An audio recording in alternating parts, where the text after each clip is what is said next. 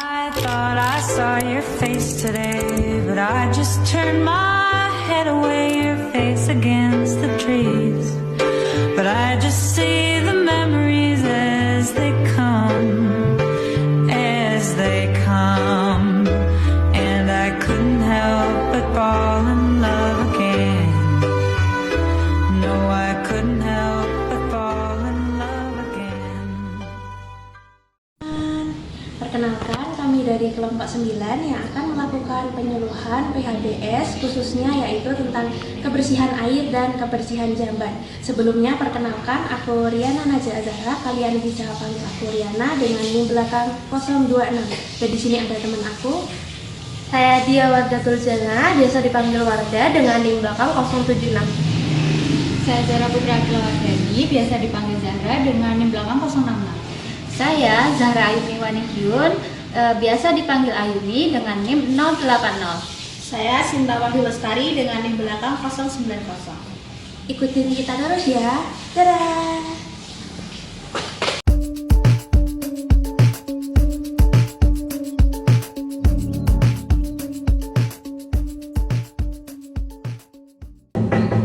Assalamualaikum, permisi Mbak.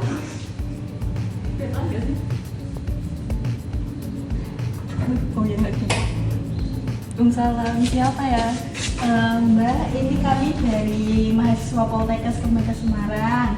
Nah, di sini kami bertujuan untuk melakukan penyuluhan kepada Mbak. Ini nanti kami akan melakukan penyuluhan yaitu PHBS mengenai kebersihan air dan kebersihan jamban. Apakah diperbolehkan Mbak? Boleh Mbak, masuk Mbak. Ayo. Oh ya, permisi ya Mbak.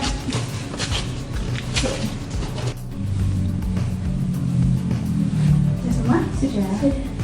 Mbak, di sini saya izin memperkenalkan diri terlebih dahulu. Nama saya Sinta Wahyu Lestari dan di sini saya tidak sendirian ya Mbak. Ini ada teman-teman saya juga. Sebelumnya, apakah Mbak bisa memperkenalkan diri? Mbaknya siapa nggih? Iya, nama saya Tita Pinaringkasih. Mbak Tita. Saya Zahra Mulyasetiawan. Mbak Zahra nggih. Apakah ini teman satu kamar apa gimana Mbak kosnya? Beda kamar. Oh, di kamar. Untuk kamar mandinya ini kamar mandi dalam apa luar Mbak? Luar. Kamar mandi luar ya. Baik, mungkin kita mau melihat untuk kebersihan kamar mandi dan juga airnya ya Mbak ya. Sebelumnya ini untuk Mbak Tita dan Mbak Zahra, apakah menggunakan kamar mandi luar itu juga? Iya. Oh iya, baik, kalau begitu apakah kami diizinkan untuk melihat kamar mandinya? Boleh. Baik, kalau begitu terima kasih.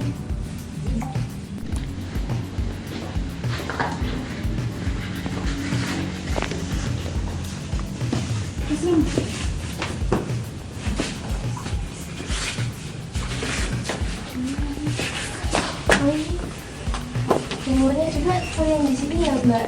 Iya Mbak.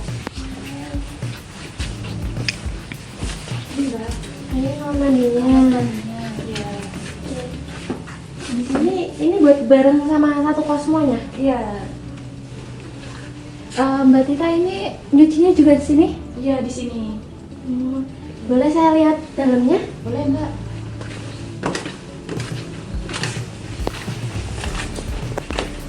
Pakai ember. Pakai ember ya.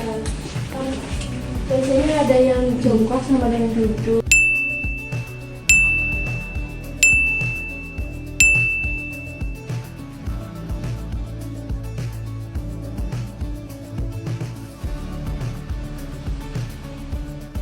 Mbak, ini untuk airnya itu air pump atau air sumur ya? Air pump. Air pump. Kalau untuk kamar mandinya sering dibersihkan nggak? Jujur saya nggak tahu Mbak. Oh, berarti mbaknya jarang bersihin kamar mandi? Iya jarang. Untuk embernya itu biasanya dikuras berapa kali dalam sehari Mbak? Kalau sehari mungkin 2 hari sekali ya. Soalnya buat mandi kan, terus abis itu jadi sekalian nguras gitu. Oh iya. Terus kalau yang di belakang ini biasanya buat apa Mbak? Ini buat cuci tangan, cuci piring. Cuci piring. Berarti kalau dapur di mana Mbak? Dapur di sana. Oh, nggak jauh dari sini berarti dapurnya? Enggak. Ya. Saya mau lihat dapurnya, boleh? Boleh Mbak. Boleh.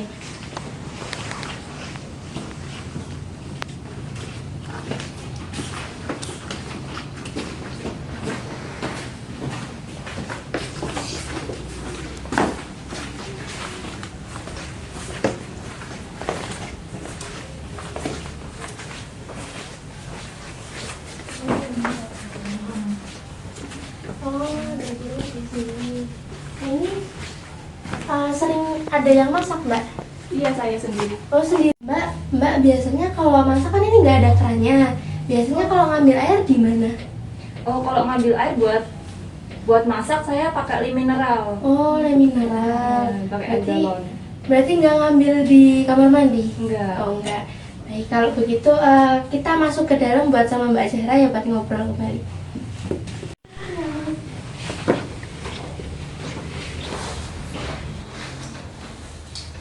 Jadi Mbak, tadi kan kita udah lihat di area toilet, juga tempat cucian, juga tadi kita melihat dapur ya bareng-bareng. Nah, di situ kita mungkin akan sedikit untuk memberikan penjelasan dan penyuluhan khususnya di bagian toilet dan juga air bersih seperti itu. Mungkin akan dimulai dari rekan saya terlebih dahulu.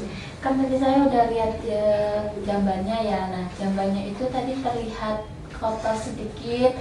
Terus juga jamban itu tidak harus mewah atau mahal. Yang penting kebersihannya itu harus dijaga ya. Jamban itu kan pembuangan kotoran ya. Nah, kotoran itu harus dibuang secara aman. Terus juga di jambannya itu harus dipisah antara pembuangan spiteng dengan air bersih agar tidak tercemar airnya. Terus juga kenapa harus menjaga kebersihan jamban? Karena itu kita menghindari penyakit diare, cacingan, serta penyakit menular lainnya. Nah, sekarang saya tambahkan mengenai air. Jadi di sini ada syarat air bersih dan kemudian ada penyakit apa aja yang tertular pada air yang tidak bersih gitu. Nah, syarat airnya itu yang pertama itu airnya itu tidak keruh, airnya bening bersih, kemudian tidak ada seperti limbah-limbah, tidak berwarna, tidak berbau. Kemudian untuk air itu biasanya kalau tidak bersih itu bisa menyebabkan yang tadi Mbaknya sampaikan, tadi bisa diare. Nah, kemudian ada penyakit kulit, skabies, hepatitis A juga bisa gitu. Mungkin dari Mbak Tita atau Mbak Zara pernah enggak nih kayak terkena DP atau mungkin cacingan? Belum ya? Belum. Jangan ya, jangan Iya, sampai. jangan. Apalagi sekarang kan musim hujan, jadi banyak rentan banget DP ya. Apalagi kalau toiletnya juga nggak bersih, terus juga airnya juga nggak bersih, itu bisa membuat jentik-jentik nyamuk itu tumbuh. Nah, ciri-ciri jentik-jentik nyamuk itu, ciri-ciri nyamuknya aja ya Mbak ya. Kalau jentik-jentik ya seperti biasa kayak gitu ya. Untuk nyamuknya itu biasanya belang-belang, warna hitam dan putih, itu nyamuk DPD. Kalau Mbaknya lihat kok hitam semua, itu cuma nyamuk biasa. Kalau ukurannya lebih besar itu biasanya nyamuk burung seperti itu ya. Nah, kalau misalnya Mbak tidak merasakan, oh saya nggak kena DPD kok, nah Mbak juga nggak boleh melalaikannya. Mbak harus melakukan 3+. Jadi di sini nanti kami akan membagikan ya Mbak ya. Di sini ada 3+ di mana yaitu menguras air di bak tadi. Tadi kan di sini pakai bak biasa ya. Jadi kalau mandi pasti habis seperti itu ya. Lalu yang kedua ada menutup. Jadi kalau ember-ember yang berisi air itu bisa ditutup, tidak perlu dibuka terus. Nanti kalau dibuka takutnya jentik-jentik nyamuk bisa masuk. Terus yang ketiga ada memanfaatkan. Nah, memanfaatkan di sini jika ada limbah yang bisa terurai, bisa dimasukkan ke dalam dikubur biar menjadi kompos seperti itu ya Mbak ya. Iya, kalau itu selanjutnya aku tuh bakal jelasin cara cuci tangan yang benar ya. Jangan dianggap sepele gitu, cuma cuci tangan doang, karena kita nggak tahu ini bakteri kan nggak terlihat ya, jadi harus tetap menjaga kebersihan badan kita, terutama itu yang sering kita pegang-pegangan pakai tangan. Jadinya harus cuci tangan dengan benar. Cuci tangan itu baiknya pakai air mengalir sama ada sabunnya. Terus ada 6 langkah cuci tangan dengan benar. Mungkin Mbak bisa menirukan ya. Ya, Ini teman-teman menirukan. ya. Jadi yang pertama digosokkan telapak tangannya, terus ke punggung tangan, dua-duanya. Habis itu sela-sela jari. Iya. Terus gini mengunci kanan kiri. Habis itu ibu jari. Iya. Kanan kiri juga.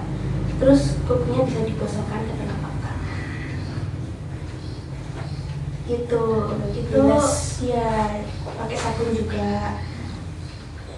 Mungkin bisa dijelaskan yang lainnya.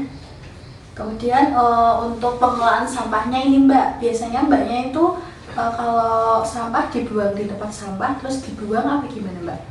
Biasanya saya buang di tempat sampah tuh sendiri di kamar. Terus abis itu di bawah tuh ada tempat kayak itu sendiri, sampah sendiri nanti diambil sama mobil sampah gitu. Berarti tidak menumpuk gitu ya di kamar, langsung Iya. dibuang gitu. Bagus. Baik, mungkin kalau sampah itu memang harus diperhatikan dengan baik ya, Iya. karena kalau sampahnya nggak diperhatikan dengan baik, airnya nggak diperhatikan dengan baik, jambannya juga, Mbak Tita dan Mbak Zara bisa terkena penyakit yang tidak diinginkan seperti itu ya. Mungkin kami sudah cukup. Nah, di sini kami membawa leaflet nih Mbak, bisa dibaca ya nanti ya, satu untuk Mbak Zara, satu untuk Mbak Tita. Itu mengenai DBD. Kenapa kita ambil DBD? Karena ini musim hujan.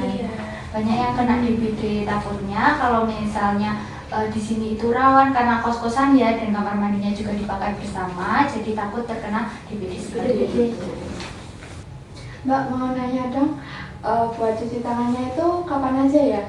Ada setelah makan, sebelum makan, sudah dari kamar mandi, terus kalau habis dari luar atau megang barang-barang yang kita nggak tahu itu kotor atau enggak, apalagi kalau mau megang bagian tumisan muka gitu ya, harus cuci tangan juga. Terus kalau buat jendik-jendik itu ada obatnya gitu atau enggak ya? Ada, biasanya ada itu, biasanya ada yang cair, ada yang bubuk. Nah, kalau yang bubuk itu seperti ini, Namanya obatnya. Agades, Iya. Biasanya belinya di mana? Di apotek atau di toko? Ada juga di yang toko, di toko-toko ada. ada. Bilang aja mau beli obat buat jentik-jentik nyamuk, itu pasti nanti dikasih. Mungkin kalau dari RT juga mungkin biasanya Iya, ada. kasih kayak gitu ya. Mungkin ada yang mau ditanyakan lagi? Udah cukup ya, udah paham ya. Terima kasih ya Mbak sudah mau Meluangkan waktunya. waktunya. Ya semoga Mbak Zara dan Mbak Dika sehat selalu. Kalau gitu kami permisi ya. Kami permisi dulu ya Mbak ya. Iya. Selamat ya, Mbak. Terima kasih. Terima kasih.